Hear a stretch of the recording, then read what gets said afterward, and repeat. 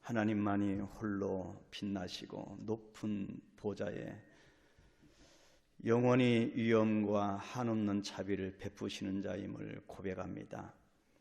하나님, 끊임없는 하나님의 생명의 은혜를 받았사오니 우리가 지금 숨쉬고 있는 것도 주의 은혜이고 우리가 살아가는 모든 전반이 다 주의 은혜임을 고백합니다. 하나님, 이 시간에 주의 말씀을 붙들고 나아갈 때 하나님의 말씀대로 믿게 하시고 그 말씀의 뜻이 무엇인지 우리가 분별하여 주의 마음을 시원케 해드리는 귀한 영혼들 되게 해 주옵소서. 이 미명의 시간 오직 주님과만 더불어 교제를 나눌 수 있도록 축복하여 주옵소서. 예수님의 이름으로 기도하옵나이다. 아멘. 오늘은 빌립보서 4장 11절 12절 두 절 우리가 합독하겠습니다. 이 부분은 저번 주일날 설교했던 본문이지만 우리가 다른 각도에서도 한번 묵상을 하고 있습니다. 11절 12절 같이 합독합니다. 내가 궁핍함으로 말하는 것이 아니라 어떠한 형편이든지 나는 자족하기를 배웠노니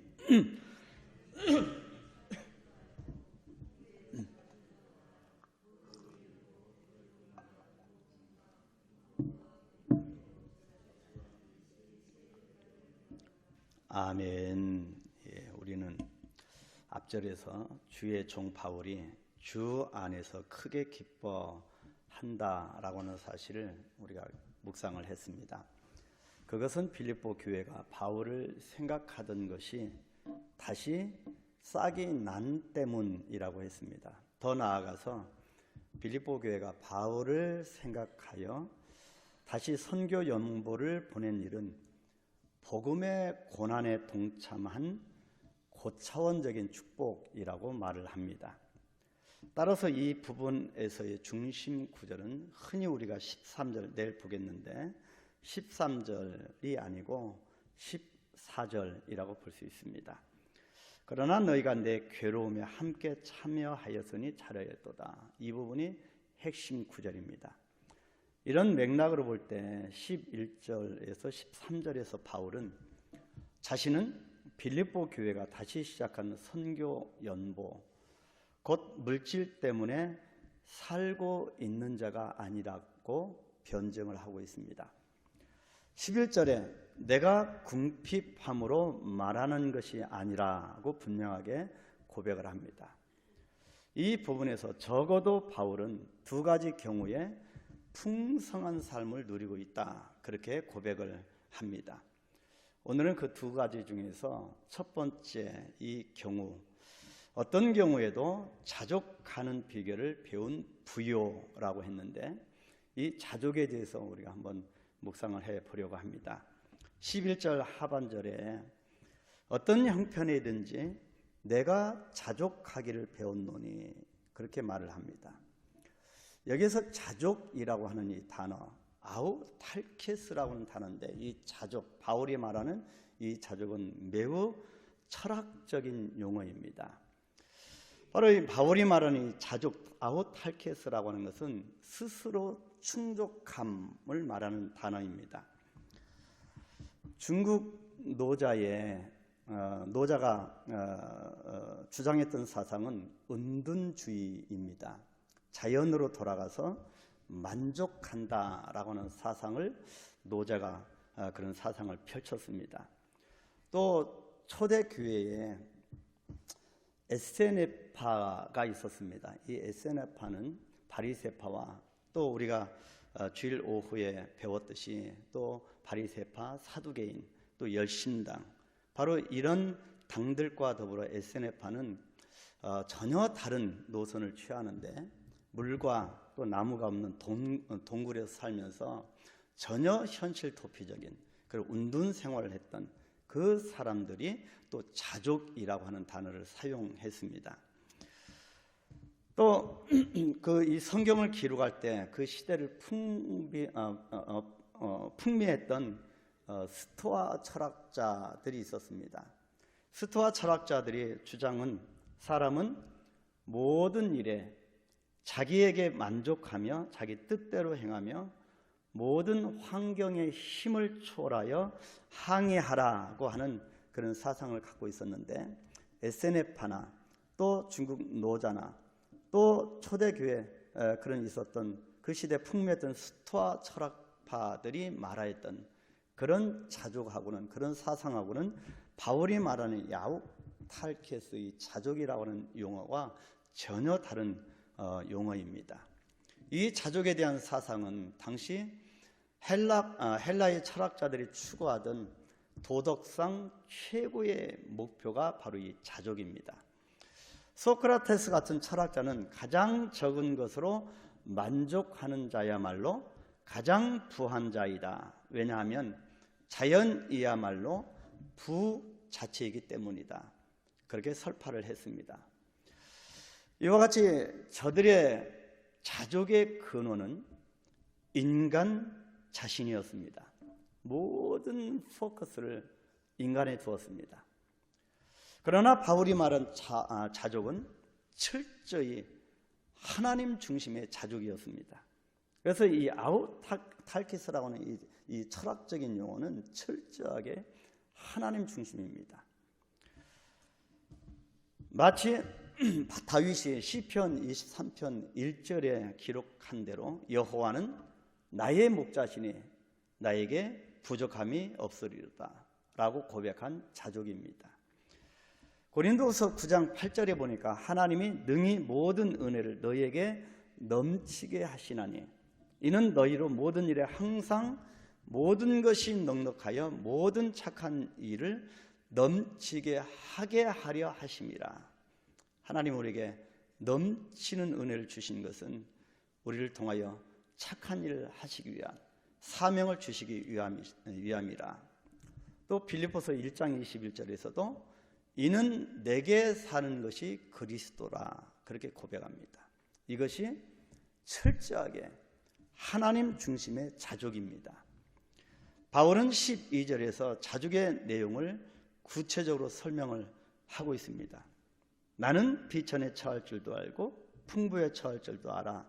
모든 일 곧 배부름과 배고픔과 풍부와 궁핍에도 처할 줄 아는 일체의 비결을 배웠노라.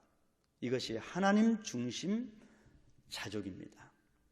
바울은 비천에서 자족의 비결을 배웠다고 합니다. 비천 때문에 낭망하거나 좌절하거나 포기하지 않는 것을 배웠다고 합니다. 반면 풍부에서도 자족의 비결을 배웠다고 합니다. 바울은 풍부에 처해 있을 때 교만하거나 자긍하거나 하나님을 배반하거나 물질을 의지하거나 남을 멸시하지 아니하는 것을 배웠다 그렇게 말을 합니다. 바울은 배부르며 배고프며 풍부하며 궁핍함 모든 일에 자족하는 일체의 비결을 배웠다. 이것이 하나님 중심 자족이다 그렇게 고백합니다. 바울은 돈에 대해서 자족하는 비결을 배웠다고 합니다. 디모데전서 6장 6절에 보니까 그러나 자족하는 마음이 있으면 경건은 큰 이익이 되느니라 그렇게 기록하고 있습니다. 바울은 자신의 몸에 대해서도 자족하기를 배웠다고 했습니다. 약할 때 감사하고 병들 때 주의 능력을 체험하고 자신이 약한 그때 곧 강해짐을 배웠다고 하는 것입니다.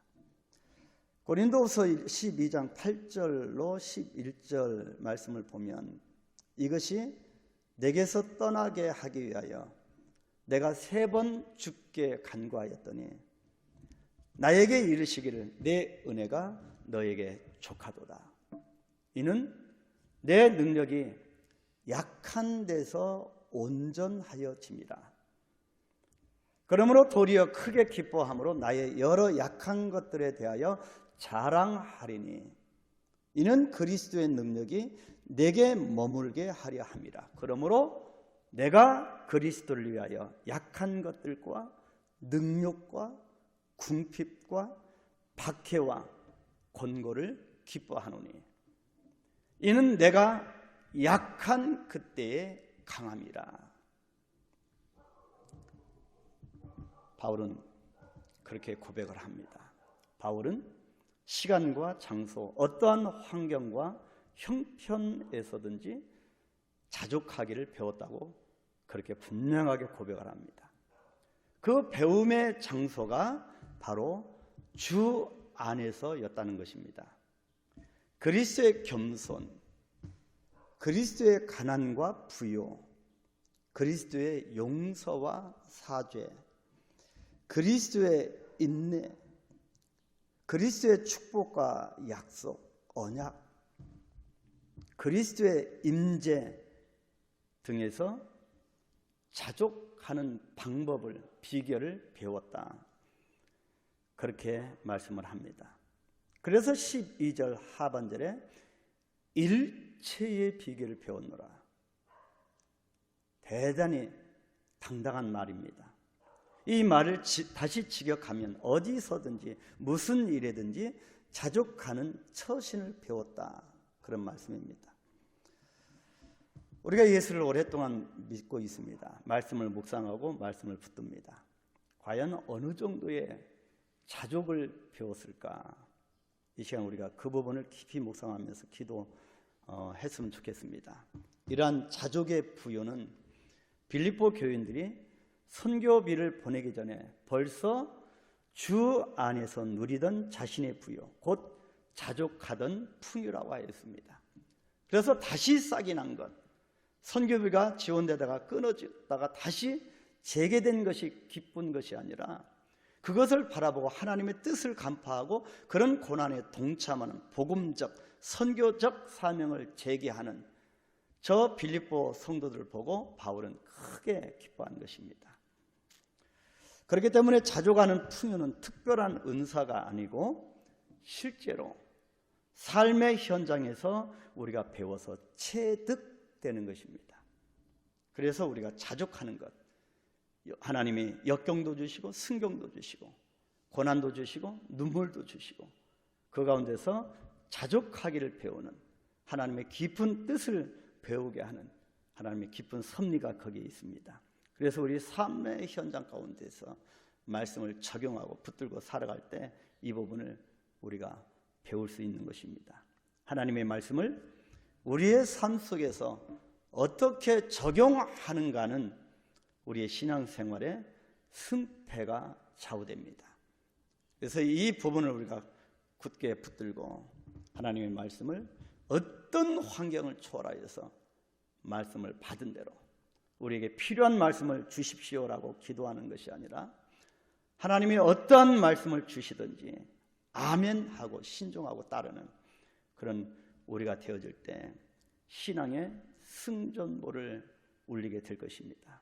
이 시간 우리가 깊이 말씀을 묵상하면서 바울이 자족하기를 배운 그 부분, 우리가 이것은 노자처럼 그렇게 운둔하는 것도 아니고 또 SNF파처럼 현실 도피나 그렇게 하는 것도 아니고 스토아 철학파처럼 사람 중심이 아니고 철저하게 하나님 중심, 하나님 그런 비결을 배울 수 있도록 축복해달라고, 자족을 배우면 더 풍성한 하나님의 은혜가 넘칩니다. 하나님의 그 풍성한 은혜를 우리에게 주시기를 원하십니다. 그 풍성한 일체의 비결을 배우는 우리가 되어질 수 있도록 그렇게 배운 우리가 이 세상에 감당하지 못하도록 주님이 축복해달라고 그렇게 기도하시고요. 또 한 가지 더 기도할 것은 이 지역에 있는 교회들을 축복하시옵소서.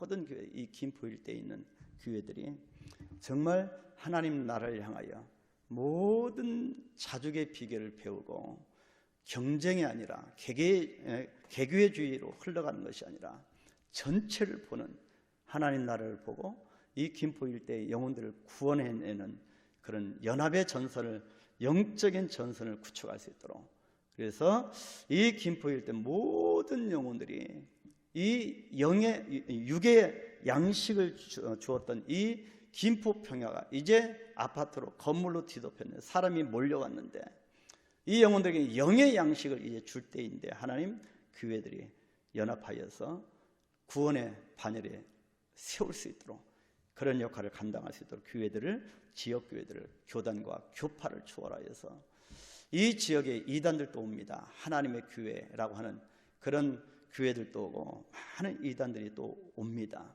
우리가 연합전선을 구축하여서 하나님의 신실한 교회들이 이 일들을 잘 감당할 수 있도록 축복해 달라고 각 교회들을 위해서 축복 기도해 주시기를 바랍니다. 주기도문 합니다. 하늘에 계신 우리 아버지여, 이름이 거룩히 여김을 받으시오며 나라의 임하옵시며 뜻이 하늘에서 이룬 것 같이 땅에서도 이루어지이다.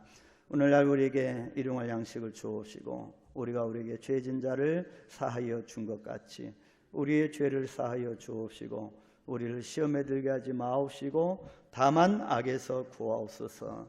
나라와 권세와 영광이 아버지께 영원히 있사옵나이다. 아멘.